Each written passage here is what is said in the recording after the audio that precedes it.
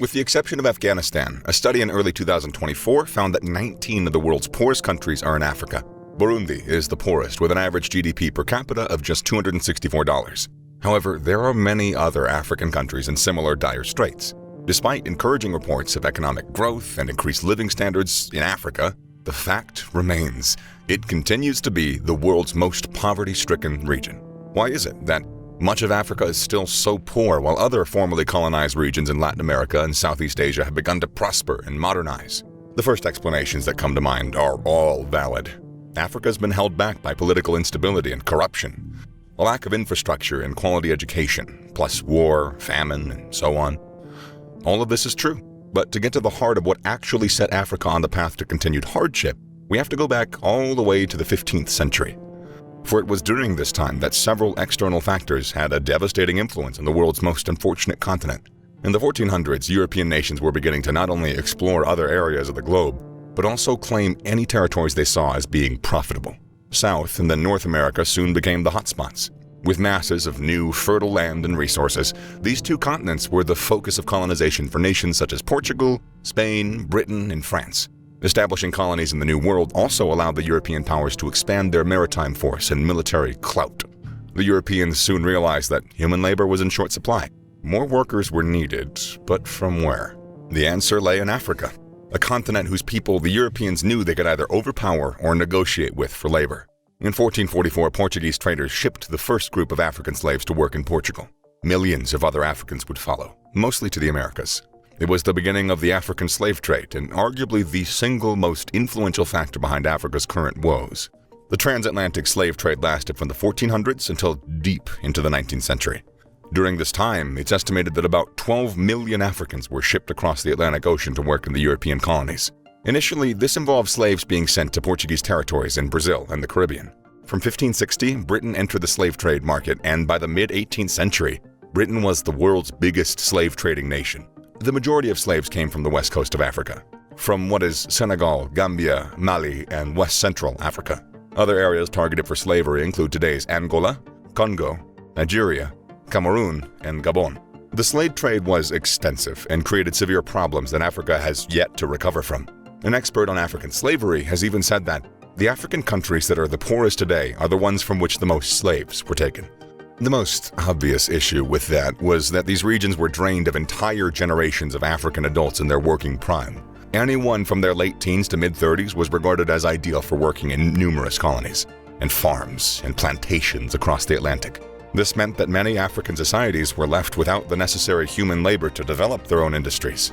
It also seriously reduced birth rates, as millions of women capable of having children had been taken overseas. The slave trade brought another sinister element into the African societies. European traders rewarded Africans for kidnapping or capturing other Africans to become slaves. This put Africans in the same ethnic groups into conflict with each other, as African slave dealers were soon enticed by the rewards being offered. The Europeans exchanged goods such as metals, cloth, beads, and weapons for slaves. Weapons were needed to capture slaves, and the more weapons the dealers received, the more they could recruit, creating a perpetual cycle. This practice caused widespread destruction throughout many African societies. Africans enslaving each other led to the disintegration of societal structures, political corruption, and tribal warring. Much of this is still very much in existence today. When the slave trade was abolished in the 19th century, European powers instead turned their focus on colonizing as much of Africa as they could. The rush was on to get their hands on a wealth of natural resources such as rubber, gold, timber, diamonds, and oil. Often known as the Scramble for Africa, an almost century-long period of European colonization took off in the early 19th century. However, unlike other colonies such as those in Australia, North America, and Southeast Asia, the colonization of Africa was about maximizing as much profit as possible. Little concern was given to developing local industries, improving production methods, or education. Instead, the main aim was to take control of African economies and develop the crops and resources that were necessary in Europe. For example, a palm oil from Nigeria became a crucial product with the onset of the Industrial Revolution. Oil was needed to drive machines, and Africa was a key source. However, instead of helping Nigeria develop a thriving palm oil industry, the British simply produced what they needed, often wasting crops and not worrying too much about quality. The colonial powers took control of African economies by restricting their trade options. Colonies could only import from the colonizers and only produce what the colonizers demanded. Farmers were given no opportunities to branch out and experiment with other crops or resources. This made traditional tribal groups weaker and dependent on Europe, creating an unequal balance of trade. By the end of the 19th century, the European powers had created cash crop economies that were entirely reliant on the whims of their colonizers. Colonial governments taxed African countries' foreign trade and strictly regulated their economies.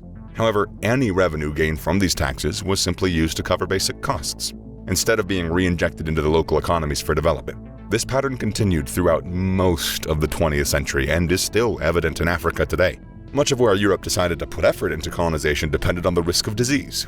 Malaria was a huge concern, which meant Europeans avoided developing areas prone to malaria. Instead, they set up shop, extracted the resources they needed, and then moved on.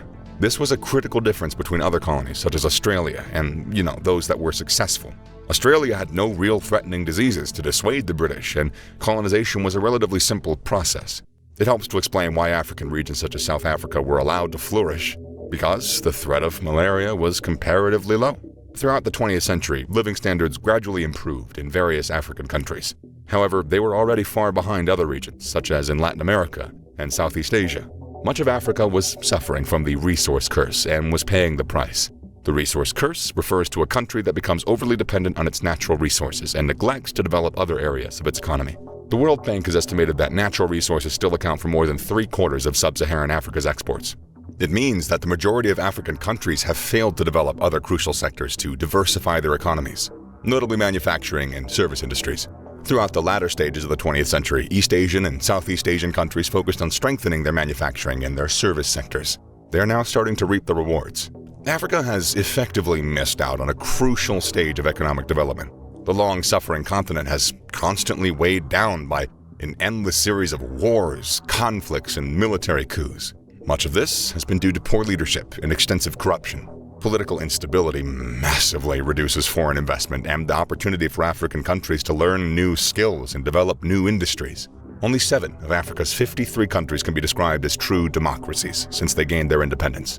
Africa cannot progress until its authoritarian regimes are replaced by democracy.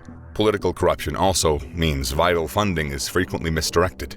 Education and healthcare have long been woefully underfunded in Africa, which creates a bit of a snowball effect. Insufficient education creates an unskilled workforce. It also exacerbates Africa's population growth, which has spiraled out of control in a number of regions. Population growth can be a good thing for a country with a stable political system, a diversified economy, and a strong infrastructure. In Africa's case, though, it's the last thing it needs. By 2050, Africa's population is predicted to double. It's projected to grow from its current 1.4 billion people to at least 2.6 billion, which would make it one of the most populous continents on Earth. With population surges come demand. The demand for jobs, houses, schools, and most importantly, the 3 countries with the fastest growing populations are Niger, South Sudan, and Burundi. These countries are also among the world's poorest. Extreme weather conditions have also added to Africa's woes. Drought and climate change have brought famine and starvation. With famine comes the increased risk of disease, compounding the problems. The situation looks bleak, but there is hope. African people are increasingly demanding democratic elections and political transparency. More and more people are becoming aware of their country's constitutions and what changes are needed. With an increased international support, current non-democratic regimes can be replaced by genuine democracies. From there comes better decision-making, which leads to better spending and increased overseas investment. Africa is then poised to fully capitalize on such opportunities.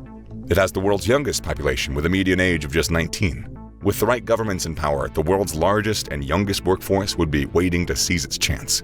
After centuries of oppression and turmoil, there may just be light at the end of the tunnel.